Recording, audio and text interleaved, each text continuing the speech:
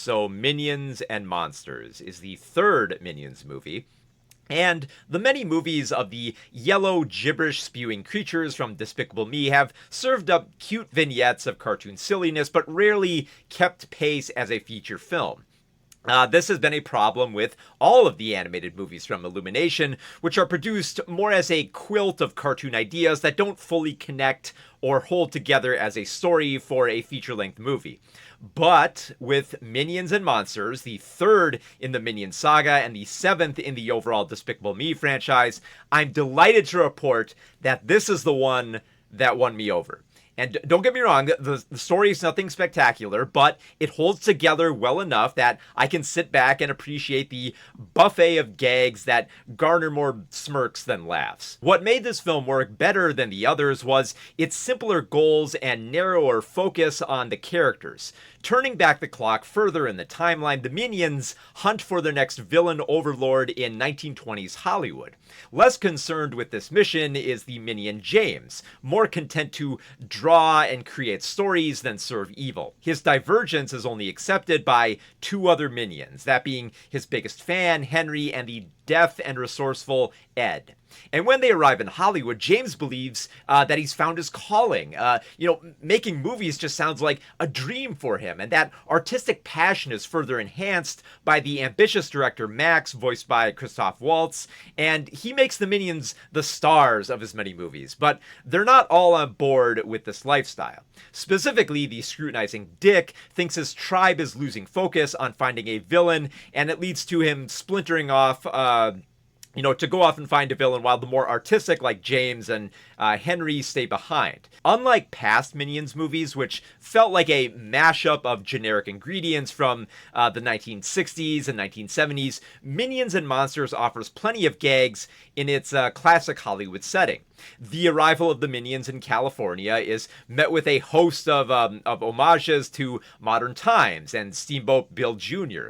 It's easy to see how the Minions would be natural stars for silent movies, given how easily they take to slapstick. And it was fun to see them rise in the ranks of stardom and see them and eventually watch them tumble with the advent of sound, where their gibberish won't cut it for audiences who want dialogue that they can understand. And through all of the hills and valleys, James keeps working towards his dream of making his own movie. I found myself caring more about this plucky outsider trying to express himself and stage a monster movie, despite the scrutiny of the studio owners Frank and Elwood Bright, an obvious parody of the Warner Brothers, but also a less obvious dual role for Jeff Bridges, living up to Illumination's strongest trait of casting unlikely voice actors that kind of melt into their roles. Now, most of the movie is pretty good, but it starts to lose some of its luster when it falls back on its fantasy and sci-fi elements to live up to its title. James's attempt to make a more authentic monster movie leads him to summoning Goomy, a Cthulhu-esque monster that proves to be underwhelming for his stature. Fitting the squat nature of the character is the voice of Trey Parker, which just can't escape that South Park cadence, no matter how altered his voice was in post. There isn't much to this character, considering his deception of bringing more monsters into our realm is obvious and simplistic, especially with such bland monsters thrown into the mix that are voiced by Bobby Moynihan and Phil Lamar. Not that they're bad cartoon voices, but they kind of put on like the generic monster voices for very generic monster designs. And don't expect much monster movie tributes when these messes of teeth, tentacles, and eyeballs slither onto the scene. I did, however, enjoy some of the B-story with the Minions following the villain Dort, voiced by Jesse Eisenberg, who is a ridiculous robot intent on invading Earth, but also smitten with a suffragette voiced by Zoe Deutsch. And I was kind of surprised how the character of Dort became far more compelling beyond his image resembling Gort from The Day the Earth Stood Still and his demeanor resembling that of a sci-fi anti-convention cosplayer. So yeah, Minions and Monsters succeeds in being more of an inspiration for art rather than exploiting it for a handful of cute and stupid slapstick scenes. The love letter to Hollywood comes off more genuine, and not just because Universal will reference their classic movies and pluck George Lucas for a cute gag of making him a museum exhibit. There are some wonderful nods to classic cinema that I hope young people will seek out, even if they're dismayed by the lack of minions cavorting around with Buster Keaton and Charlie Chaplin. Something that this movie reminded me of was a movie that Universal made many years ago.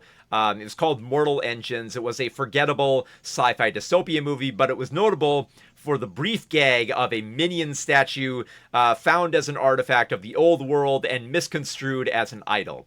And Minions and Monsters essentially lifts that same idea as a framing device and sells it pretty well, making a movie that taps into the passion for filmmaking while still embracing the franchise's hallmarks of cartoon silliness. And as somebody who has endured these cute yet narratively adrift movies for many years, it was refreshing that this entry felt like it was saying something more intelligible beyond minion gibberish. So yeah, I've never been the biggest fan of the Illumination movies. I've never really enjoyed one fully. Especially, I was really dismayed this year with the Super Mario Galaxy movie. But this film, Minions and Monsters, maybe it's just because it had a more focused story. Maybe it didn't have too many characters to juggle.